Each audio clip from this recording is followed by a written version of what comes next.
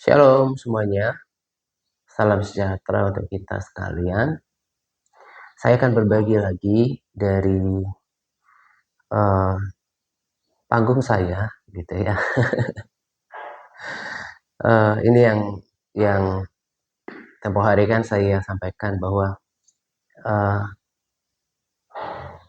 sebuah kehidupan di mana uh, sebuah hidup yang sudah uh, berkomitmen untuk melayani Tuhan, juga mengalami Tuhan, merasakan kebaikan Tuhan, uh, memiliki persekutuan dengan Tuhan,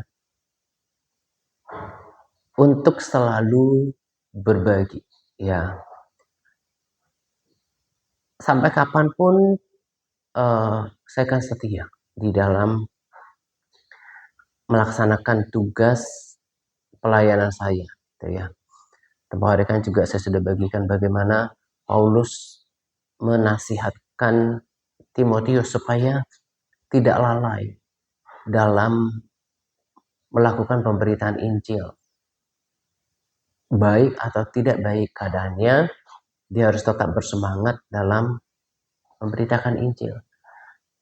Dan Paulus tidak hanya jago bicara tentunya, dia memberikan teladan. Sekalipun dia berada di dalam penjara, gitu ya, lalu dibebani dengan pikiran ya mungkin sidang-sidang atau dakwaan-dakwaan yang harus dihadapi di dalam pengadilan, tetapi dia mampu mengesampingkan kepentingannya sendiri demi Injil, gitu ya. Bagi saya itu adalah sebuah keteladanan yang luar biasa dan patut dicontoh oleh setiap orang percaya, gitu ya. Tapi memang nggak semua orang, bahkan saya berani bilang hanya segelintir orang yang kemudian sampai kepada pemahaman ini. Kenapa? Karena tidak semua orang Kristen, ya tentunya orang Kristen yang uh, yang memiliki pikiran yang diubahkan sepanjang hidupnya. Akan lebih banyak orang Kristen yang memang tidak menemukan esensi hidupnya, panggilan hidupnya di dalam Tuhan. Oleh karena dua hal yang pengen saya sampaikan pada kesempatan ini. Yang pertama adalah keengganan, ya. Dia nggak punya kesungguhan untuk mengenal Tuhan. Dia juga nggak punya kesungguhan untuk diubahkan.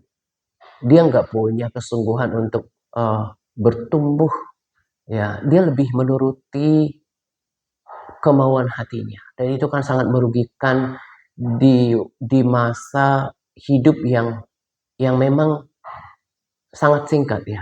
Hidup kita ini seperti uap. Nah, lalu kemudian selain dari faktor keengganan tadi, ya, enggan untuk enggan atau nggak mau bersungguh-sungguh dalam mengikut Tuhan, tidak bersedia diproses oleh firman Tuhan, dan dia jadi tetap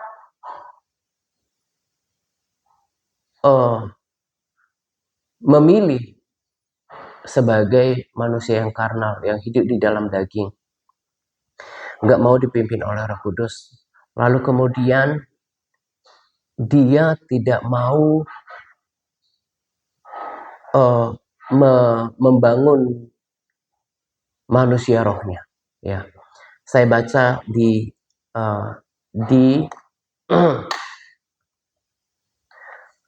saya akan bagi, ya, di 1 Petrus 2 ayat 2 dikatakan seperti ini. dan jadilah sama seperti bayi yang baru lahir. Tentunya di sini adalah bayi yang sehat ya. Bayi yang baru lahir ya, yang selalu ingin akan air susu yang murni dan yang rohani. Supaya olehnya kamu bertumbuh dan beroleh keselamatan. Ini yang membuat orang Kristen itu gak pernah sampai pada panggilan tertingginya. Gak sampai menangkap apa panggilan pribadi, personalnya Tuhan terhadap hidupnya. Karena dia gak pernah bertumbuh. Ya, bahkan yang saya pahami bahwa ketika kita mendengarkan firman Tuhan, lalu ditabur di dalam hati kita, kan seperti perumpamaan penabur itu, bahwa firman itu mestinya bertumbuh 30, 60, bahkan 100 kali lipat. Nah, pertumbuhan rohani, firman yang bertumbuh ini kemudian mengubahkan karakter seseorang. Dan terus menuntun dia pada pengenalan akan Tuhan. Semakin dewasa rohani berubah di dalam akal budi dan karakter. Lalu itu yang kemudian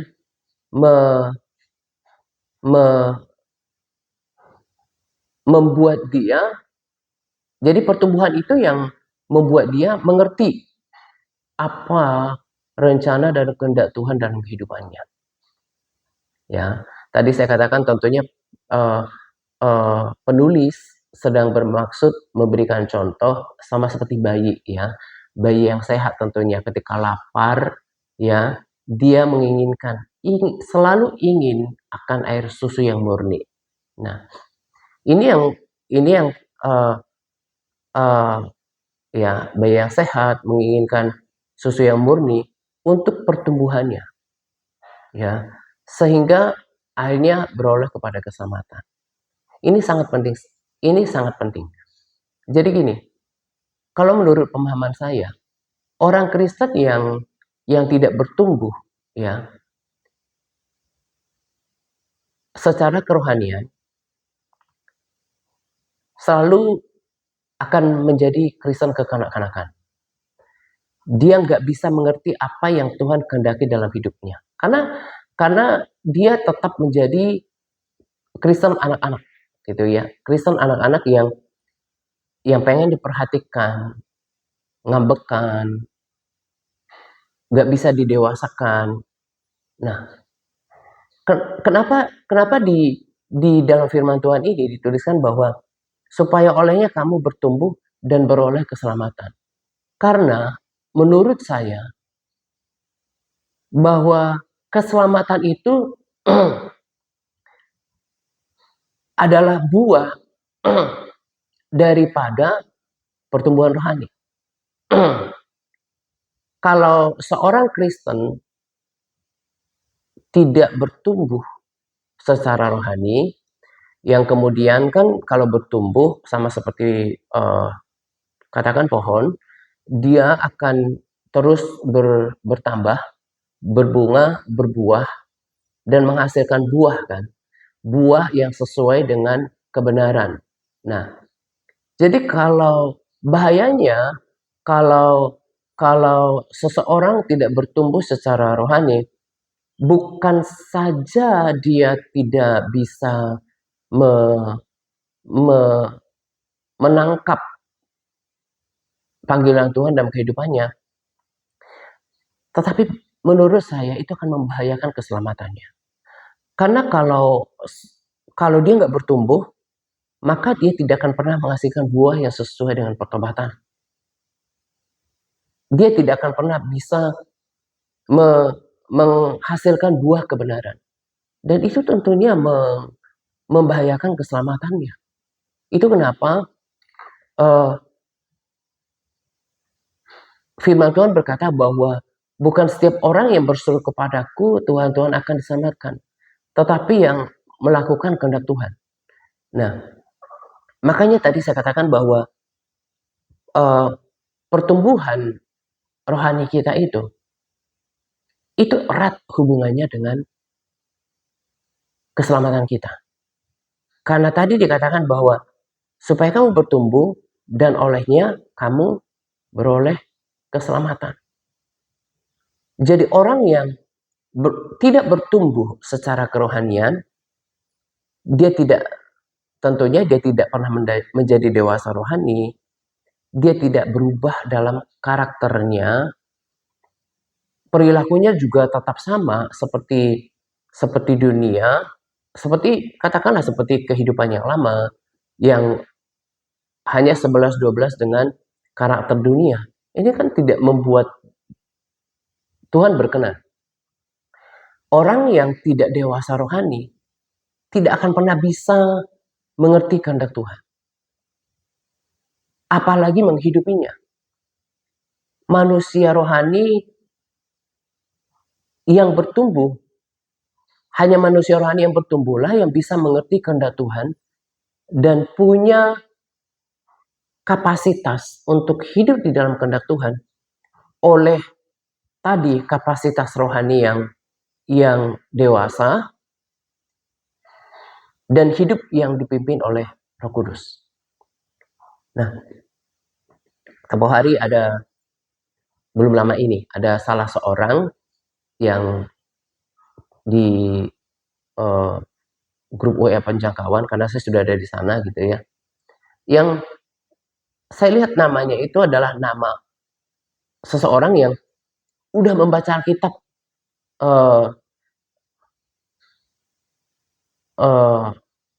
berbulan-bulan gitu ya.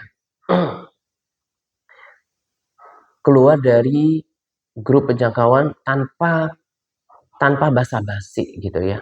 Padahal yang bersangkutan ini udah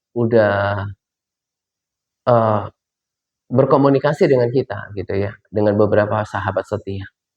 Saya sih berharap bukan karena kemauan sendiri, tapi ini kan bukan satu-satunya. Bahkan mereka yang pernah masuk di MTRC yang udah bertahun-tahun baca Alkitab itu bisa loh keluar tanpa basa-basi. Di grup di kota ini juga ada orang yang perilakunya seperti itu, gak basa-basi, padahal udah pernah komunikasi dengan kita. Kalau orang yang baru bergabung di penjangkauan, katakan bergabung beberapa minggu atau beberapa hari, belum pernah terlibat dalam pembacaan Alkitab, keluar masuk sih wajar gitu ya. Tapi yang udah berbulan-bulan baca firman, keluar gitu aja, itu sebetulnya adalah tadi hasil daripada perilakunya, itu adalah hasil daripada pertumbuhan rohaninya. Saya bisa mengukur bukan dari hal yang terlalu besar, dari hal yang sederhana pun saya bisa mengukur seseorang itu mengalami pertumbuhan apa tidak. Dan lagi-lagi saya katakan bahwa saya memang tahu orang ini tuh nggak bertumbuh. Nah, saya katakan ini kiranya menjadi peringatan buat siapapun yang mendengarkan video saya gitu ya. Kita itu harus punya kemauan untuk bertumbuh. Pertama, seperti yang saya katakan di awal, kita harus menghilangkan keengganan kita, ketidakbersediaan kita. Kita itu harus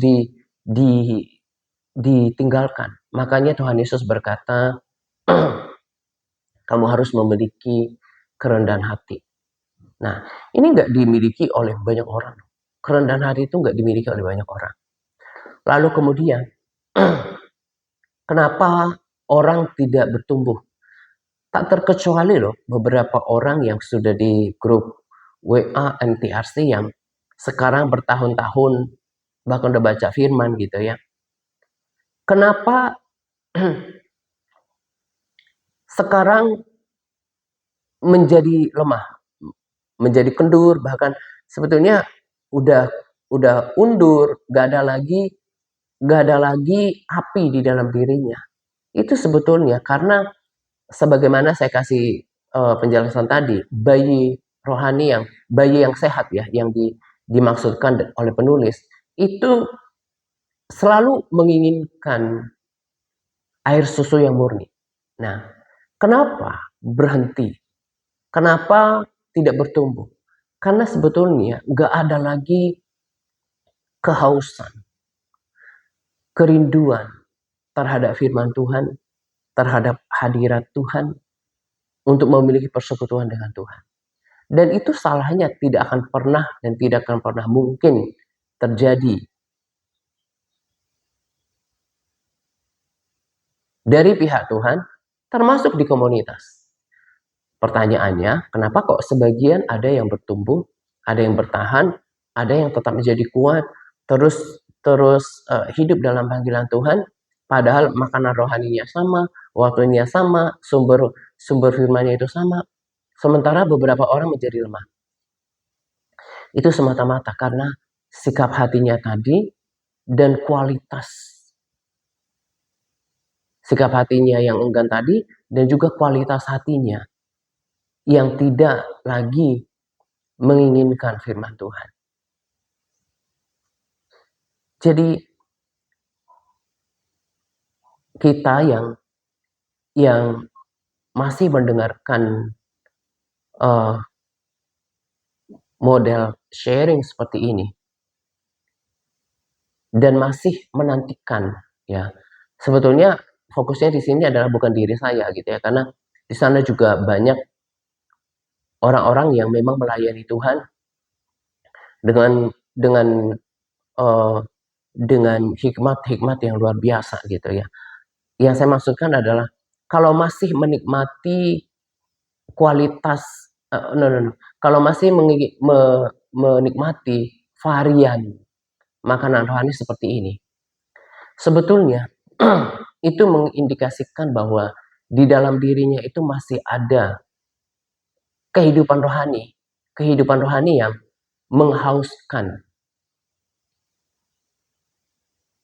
pengenalan akan Tuhan, pertumbuhan, dan masih ada api di dalamnya. Sebagai ilustrasi gitu ya. Gak mungkin seorang yang malas belajar tiba-tiba rajin mendatangi perpustakaan. Itu kan akan mengagetkan teman-temannya gitu ya. Jangan-jangan memang tujuannya ke perpustakaan itu buat ngegangguin teman-temannya dia gitu ya, bukan mau belajar. Karena nggak sinkron gitu ya, nggak sejalan, nggak make sense. Kok dia malas belajar, suka bolos, tapi kok rajin ke perpustakaan, atau mungkin numpang tidur mungkin kali ya. Nah, sama dengan, walaupun ilustrasinya itu nggak betul-betul sempurna untuk menggambarkan gitu ya. Saya sangat percaya bahwa orang yang memiliki kualitas hati, punya pikiran yang sama dengan diri saya, akan terus menikmati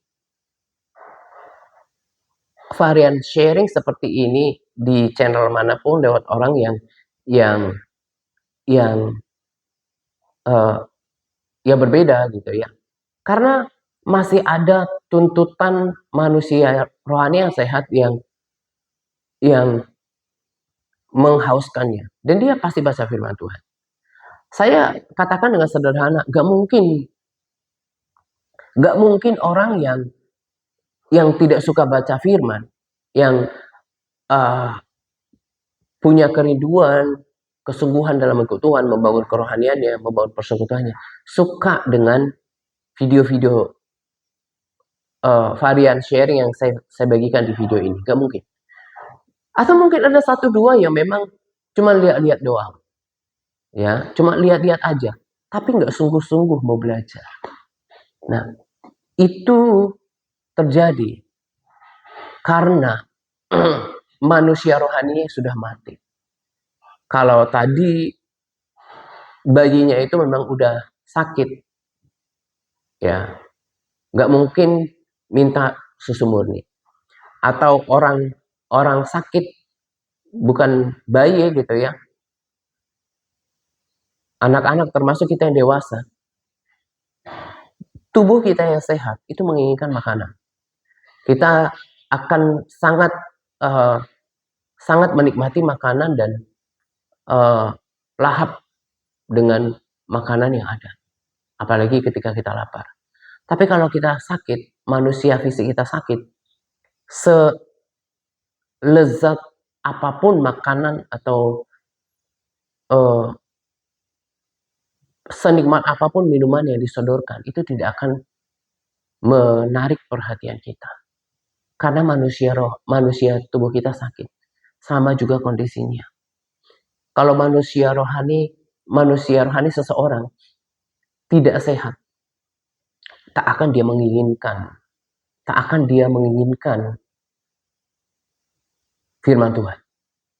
Dan itu tidak termasuk ya sharing lanjutan seperti ini. Dan itu hanya akan merugikan dirinya sendiri. Hanya akan merugikan dirinya sendiri. Karena apa? Firman Tuhan itu yang akan memberikan pertumbuhan. Mengubahkan karakter, mendewasakan kita, mengubahkan perilaku kita, mengubahkan mindset kita. Sehingga kita hidup dalam perkenanan Tuhan, bahkan sanggup untuk kita mengerti panggilan kita dan Tuhan dan sanggup menyelesaikannya.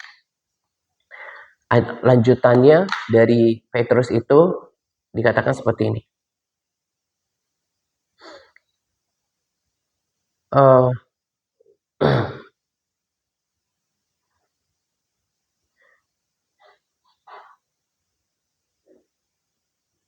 Dan dituliskan bahwa biarlah kamu dipakai sebagai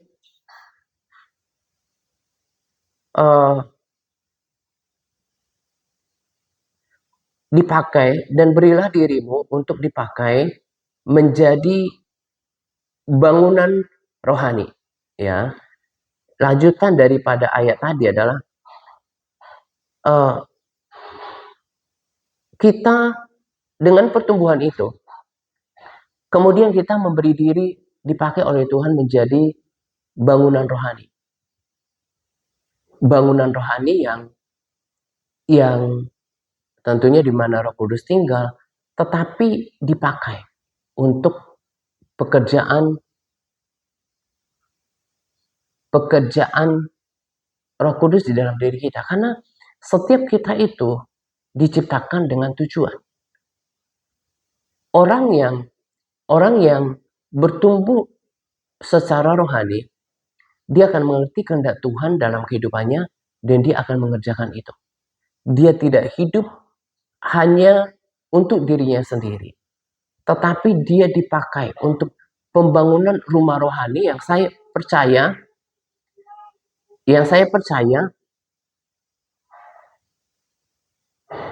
menjadi tempat Roh Kudus berdiam dan melaksanakan agenda Tuhan di muka bumi ini. Orang kalau nggak bertumbuh secara rohani, tidak mungkin sampai kepada tahap ini.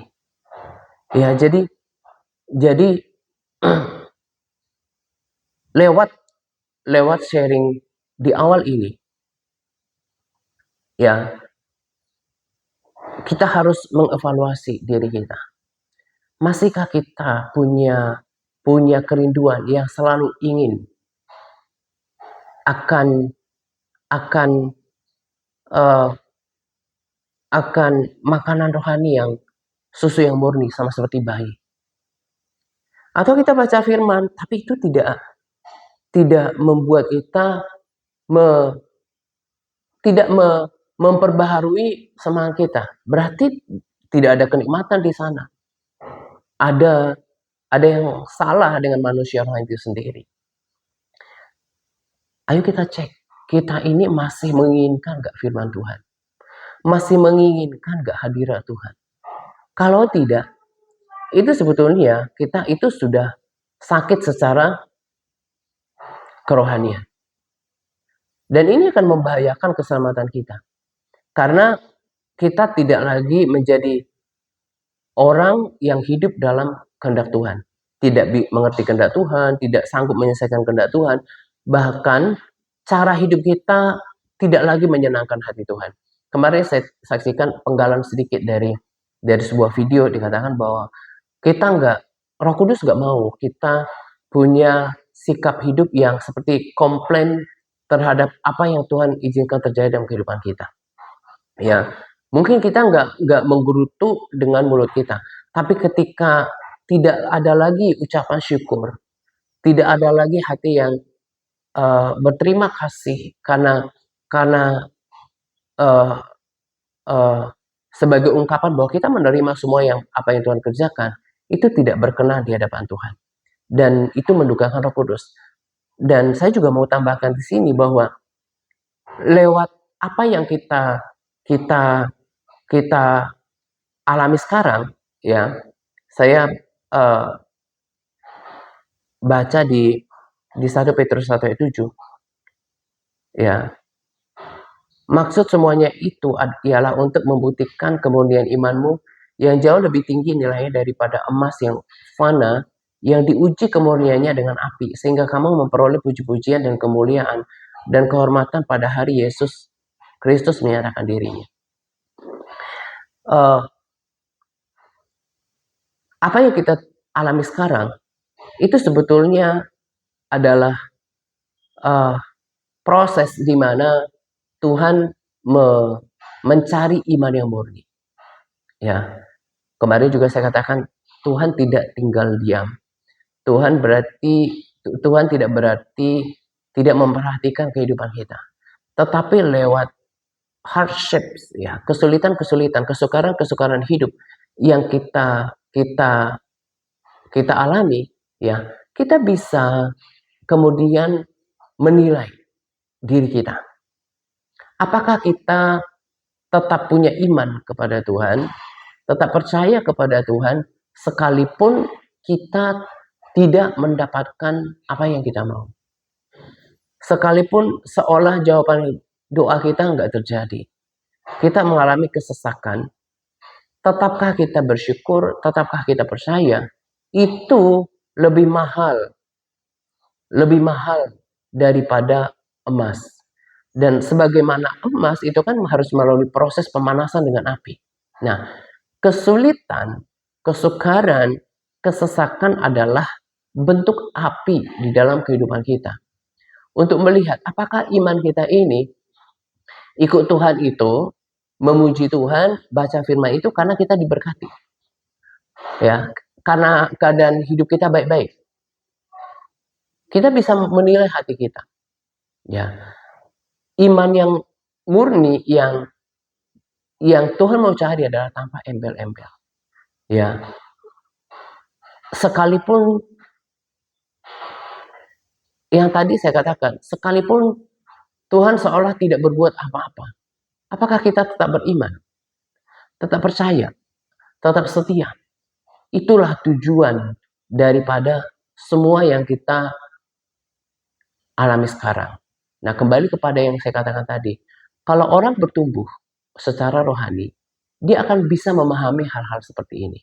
Sehingga dia akan tetap memilih sikap yang berkenan kepada Tuhan, tetap mengucap syukur, tetap melakukan bagiannya untuk membangun persekutuan dengan Tuhan, tetap percaya, tetap baca firman, tetap berdoa, tetap memuji Tuhan, bahkan tetap menyelesaikan panggilan Tuhan dalam kehidupannya pribadi, apapun bentuknya. Tetapi kalau sudah menjadi lemah, itu adalah sebagai indikasi juga dia nggak bertumbuh secara rohani, dan imannya itu nggak murni. Nah, coba kita nilai gitu ya, ketika katakan 5 tahun yang lalu atau 10 tahun yang lalu, kita berapi-api kepada Tuhan, cinta Tuhan gitu ya, kita bersemangat memuji dan menyembah Tuhan, membaca firman, melayani, itu karena keadaannya berbeda dengan sekarang. Nah, Kalau sekarang sudah berubah kondisi, ya. Orang yang hidup di dalam iman yang terjaga, dia tidak akan pernah berubah perilaku. Dia tidak akan pernah berubah perilaku.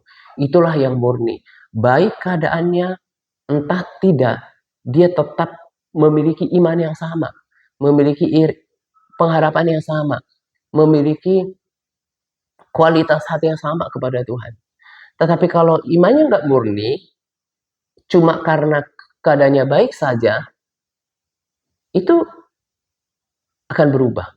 Dan Tuhan sebenarnya lagi cari orang yang memiliki hati yang murni itu sekarang, ya. Dan nanti iman yang teruji itu juga akan dikasih penghargaan. Di 1 Petrus 1 ayat 7, sehingga kamu bagian C ya, sehingga kamu memperoleh puji-pujian dan kemuliaan dan kehormatan pada hari Yesus Kristus menyatakan dirinya. Tuhan akan memuji setiap iman yang murni kelak ketika Yesus datang. Nah, jadi kalau Tuhan izinkan kita mengalami hal-hal sekarang, itu sebetulnya untuk keuntungan kita sendiri. Dan satu, saya katakan sebagai dalam tanda kutip rahasia adalah, ini semuanya Tuhan lagi murnikan di antara kita, siapa yang memiliki iman yang murni kepada Dia. Sungguh, kalau tadi saya sudah katakan, kalau dulu beriman kepada Tuhan, berpengharapan kepada Tuhan, bersemangat membaca firman, memuji Tuhan, membangun kerohaniannya, melayani karena keadaan baik-baik, terus diubah keadaannya, lalu berubah perilaku, itu bukan iman yang murni, bukan. Iman yang murni adalah kita tetap percaya, tetap punya sikap hati yang sama, sekalipun keadaannya berbeda. Ya, saya tahu itu di dalam iman, di dalam pemahaman saya tahu itu yang terjadi. Dan saya mau tetap menunjukkan perilaku yang sama di hadapan Tuhan. Dan kita bisa mengukur, mengenali diri kita sendiri. Ya, kalau dulu bersemangat ketika keadaannya baik-baik, lalu sekarang udah nggak lagi, tuh joki lagi kan ikutin orang sembahyang. Ya, jadi kita bisa nilai kualitas hati kita seperti apa. Kita bisa nilai kualitas iman kita seperti apa. Kualitas kasih kita kepada Tuhan seperti apa. Pengertian kita, pengenalan kita terhadap Tuhan itu seperti apa. Dan kalaupun tahu keadaannya yang hancur lebur seperti itu ya dalam kerohanian, dia nggak mau menangisi dirinya sendiri dan untuk bangkit. Tetap enggan, tetap nggak mau mengubah perilakunya. Makanya firman Tuhan itu saya sangat percaya bahwa memang hanya sedikit yang akan melalui pintu yang sesat.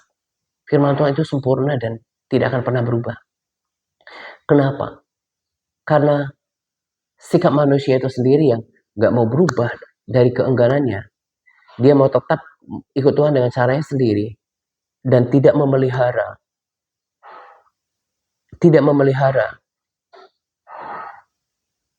persekutuannya dengan Tuhan. Ya, saya berharap lewat sharing sederhana ini, karena ini yang saya pikirkan, ini yang saya dapatkan menjadi berkat kekuatan bagi saya, itu menjadi kekuatan bagi kita. Dan juga sebagai tambahannya, orang yang penuh dengan firman, penuh dengan persekutuan dengan Tuhan, dia akan memancarkan kata-kata firman, kata-kata yang memotivasi. Ya, Yakobus 3:10 berkata kayak gini, dari mulut yang satu keluar berkat dan kutuk. Hal ini saudara-saudara tidak boleh demikian terjadi. Ayat 11, adakah sumber Adakah sumber memancarkan air tawar dan air pahit dari mata air yang sama? Ini kan kurang lebihnya pesannya dengan firman yang lain yang berkata bahwa orang yang baik mengeluarkan hal yang baik dari perbendaharanya baik, orang yang jahat mengeluarkan hal-hal yang baik, yang jahat dari perbendaharanya yang jahat. Artinya gini, ini saya tarik pada konteks yang berbeda. Kalau kita masih penuh dengan iman, penuh dengan pengharapan, penuh dengan semangat, penuh dengan cinta, penuh dengan gairah sama Tuhan, penuh dengan firman, maka yang keluar adalah perkataan-perkataan iman dan juga tindakan yang seturut dengan iman.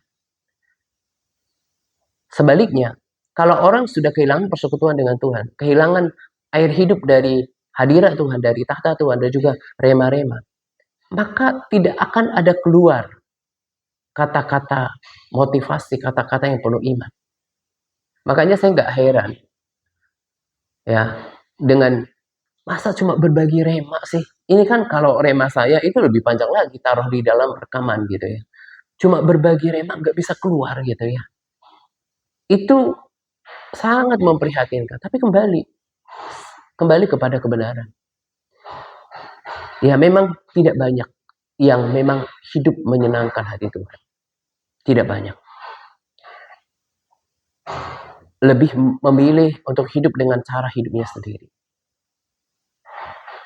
Saya berpikir kayak gini. Kalau pemimpin rohani yang sama-sama manusia, yang mudah dipahami saja, seseorang tidak mudah untuk mendengarkan. Bagaimana mungkin dia akan mendengarkan Tuhan yang tidak kelihatan? Dan itu sebetulnya adalah bukti bahwa orang ini gak bertumbuh secara rohani. Gak bertumbuh. Tidak menjadi kuat. Tidak menjadi dampak bagi orang-orang lain, terutama bagi kerajaan Tuhan. Saya semakin tahu bahwa dalam banyak hal ya, salah satunya adalah bahwa saya harus kuatkan diri saya dan motivasi diri saya. Saya akan berdoa untuk kota di mana saya berada, untuk untuk bangsa di mana saya berada, tentunya dengan untuk orang-orang yang saya kasihi, orang saya layani, teman-teman saya gitu ya. Itu kan yang dimaksud dengan bagaimana kita memberi diri menjadi rumah rohani. Saya nggak berfokus pada diri saya sendiri. Saya berharap bisa mengakhiri pertandingan iman dengan tidak banyak penyesalan. Walaupun di waktu yang lalu memang ada banyak hal yang maksudnya dulu kan kita sebelum di dalam Tuhan kita pakai waktu kita untuk hal yang sia-sia.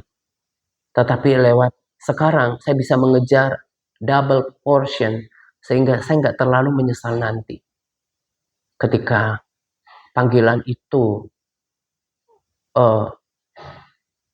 masa menunaikan panggilan itu telah berakhir.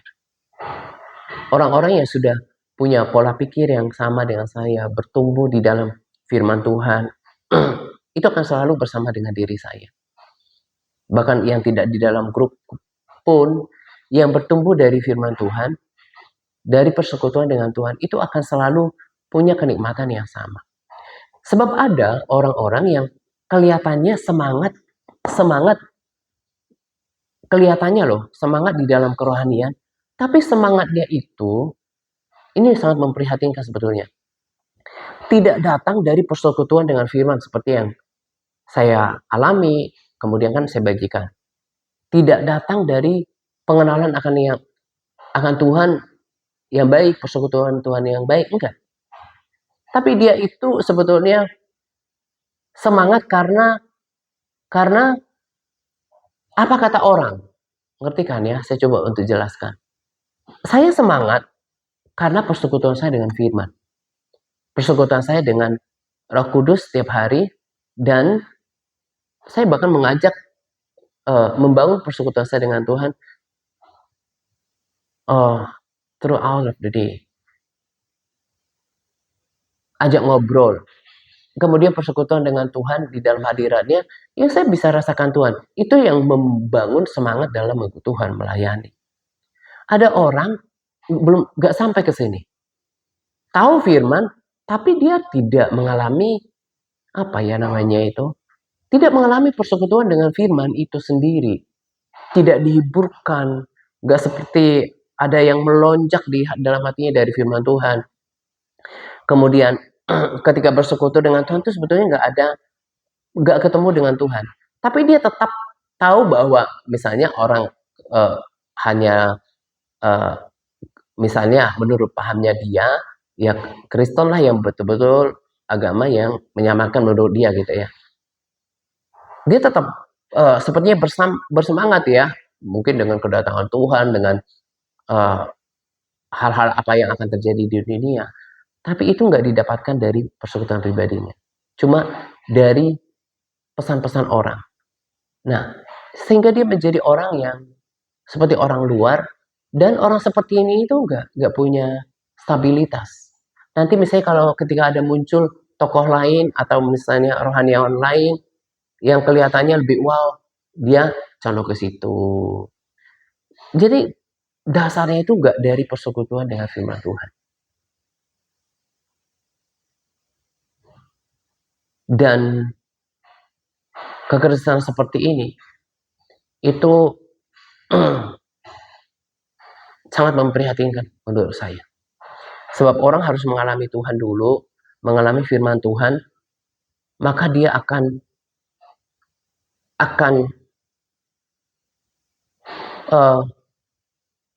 menjadikan dirinya bagian daripada bangunan rohani tadi untuk menggenapi rencana Tuhan di dalam kehidupannya. Bukan orang yang cuma disemangati oleh apa kata orang. Itu sangat memprihatinkan. Dan orang-orang seperti ini adalah orang-orang yang nggak pernah memiliki kedalaman hubungan dengan Tuhan. Hanya orang yang punya kedalaman hubungan dengan Tuhan dan bisa merasakan kenikmatan firman Tuhan yang bisa menikmati varian sharing seperti ini. Makanya kalau orang yang menyaksikan video saya nggak terlalu banyak, saya nggak heran. Orang di luar sana itu lebih cenderung menikmati konten rohani yang kelihatannya rohani tapi nggak bernutrisi. Ya misalnya debat rohani atau posting-posting rohani yang ya mungkin kesaksian yang tidak menuntut dirinya terlibat bayar harga. Saya tidak katakan itu buruk, enggak, tapi maksudnya kan sama seperti kita dalam pembelian makanan jasmani misalnya. Kalau sekarang saya lebih pilih gandum sebagai sumber karbohidrat saya ditambah sayuran daripada nasi putih misalnya. Itu kan tergantung apalagi tepung-tepung yang buruk gitu ya, yang sumber yang buruk gitu ya. Itu kan kitanya yang memilih. Yang makan gandum ya dilengkapi dengan sumber karbohidrat yang dari sayur itu lebih memberikan nutrisi yang baik bagi tubuh daripada nasi putih apalagi tepung-tepungan. Nah, itu kan sama.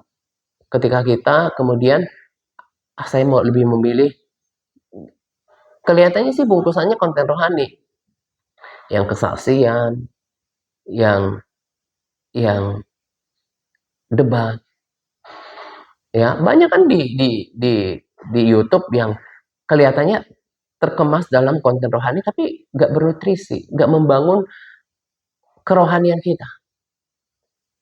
Penglihatan, mungkin mimpi, ya, ada penglihatan mimpi atau nubuatan. Itu bukan nggak perlu, tapi tidak jadi utama. Orang lebih suka menikmati yang kayak gini-gini, yang kayaknya mengaduk-aduk perasaannya gitu ya. Saya malah nggak terlalu perlukan itu. Karena mendapatkan penghiburan dari firman Tuhan, persekutuan dengan Tuhan itu sudah lebih daripada cukup sebetulnya. Nah, akhirnya saya bisa bertumbuh, saya bisa ngerti apa yang saya harus kerjakan, saya ngerti apa agenda Tuhan. Apa yang terjadi sekarang, Tuhan gak tinggal diam. Dia tetap in charge, dan juga ini Tuhan sedang mencari siapa yang sungguh-sungguh mengenal dia. Tetap beriman, percaya, berharap kepada dia, sekalipun kondisinya tidak lagi seperti dulu.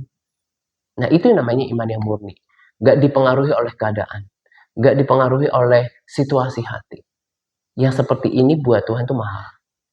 Ya, nah akhirnya kita masih punya kemauan untuk menyembuhkan manusia rohani yang sakit tadi. Sebab obatnya itu, makanan nutrisi untuk membangun itu ada. Yaitu firman Tuhan. Membangun persekutuan. Itu yang utama sekali. Bukan mendengarkan, menikmati video di luar sana. Enggak.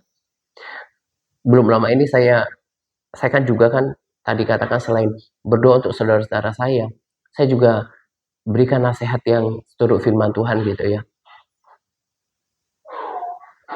Salah seorang kakak saya bilang, ya kan saya bilang untuk menuntun anak-anaknya baca firman. Dia bilang, oh iya kalau anaknya salah satunya itu suka ikutin konten-konten dari oknum hamba Tuhan tertentu yang saya tahu juga itu malah bukan teladan ya, karena dia juga ngejelekin hamba Tuhan lain gitu ya, saya nggak sebutkan namanya. Ya makanya yang transfer adalah yang seperti itu. Saya tahu orang ini cuma konten-konten yang materi-materi yang materi-materi yang apa ya? Iya seperti debat atau mungkin cuma ngerti lah ya yang saya maksudkan ya, kita yang penonton YouTube ngerti lah ya. Maksudnya ada banyak sajian yang ditampilkan di sana. Tapi manakah yang datang dari persekutuan dengan Tuhan? Manakah yang datang dari uh, pewahyuan firman Tuhan? Kita bisa bedain. Nah, itu yang membuat kita bertumbuh. Makanya kalau orang datang lagi pada firman Tuhan, mau dengan kerendahan hati memperbaiki, pasti bisa. Tapi yang tadi masalahnya, banyak orang itu enggan, nggak mau. Dan itu adalah bentuk kesombongan kita. Ya, berharap kita yang mendengarkan video ini mengerti bahwa kita harus cek, kita masih menginginkan firman Tuhan sebagai sumber nutrisi yang murni apa enggak. Dan kita harus perlu bertumbuh. Karena itu akan mempengaruhi keselamatan kita. Kenapa? Karena Tuhan, yang saya pahami, Tuhan tidak selamatkan orang Kristen yang tidak mengalami perubahan hidup. Harus disertai dengan perubahan akal budi, perubahan karakter. Dan bahkan selama di dalam hidup ini, dia harus memberikan dirinya dipakai menjadi bagian daripada rumah rohani. Dan saya ingatkan kembali bahwa kalau iman, kasih, dan pengharapan kita tidak lagi seperti dulu ketika keadaannya baik gitu ya. Itu bukanlah iman yang murni. Sebagaimana tadi emas itu harus dimurnikan dengan api. Apinya kita adalah sekarang kesulitan, kesesakan yang ada. Itu akan memurnikan hati kita. Tetap percaya pada Tuhankah? Tetap bersyukurkah? Tetap memuji Tuhankah? Tetap mau melayanikah? Kalau tidak, ini bukan kualitas iman yang berkualitas emas. Gitu ya, kita masih punya waktu untuk memperbaiki segala sesuatu. Untuk mengubah haluan hidup kita, asal kita mau. Permasalahan yang besar itu tadi, gak mau, gak bersedia. Dia tetap kekeh dengan kesombongannya sendiri. Ya, kita mau terus bertumbuh. tadi saya katakan, apa ya yang saya pengen lakukan ya? Selain kemarin kan saya sampaikan bahwa di sini, di tempat ini saya akan beritakan Injil. Saya akan berkata-kata dengan penuh semangat untuk mengalirkan semua berkat rohani yang saya dapatkan menjadi tempat doa. Bagaimana dengan diri Anda semuanya? Apakah dapatkan sesuatu dari Tuhan? Apa yang harus dilakukan dalam hidup? Atau hanya meratapi keadaan yang tidak baik? Nah, itu kan kita bisa lihat hidup kita ini menyenangkan hati Tuhan apa enggak. Dan ini hanya akan terjadi kalau seseorang bertumbuh secara kerohanian. Dan sederhana saya katakan bahwa orang tidak akan pernah bertumbuh kalau dia tidak menikmati pembacaan firman Tuhan, nggak menjaga persekutuannya dengan Tuhan. Kalau hanya cuma ke gereja terus nonton konten-konten yang kelihatannya rohani di YouTube, nggak akan membawa kita sampai kemana-mana. Gitu ya. Kiranya apa yang saya berikan pada sharing ini bisa membangun kita semuanya. Gitu ya. Tetap semangat par. Tuhan Yesus memberkati kita senantiasa. Amin.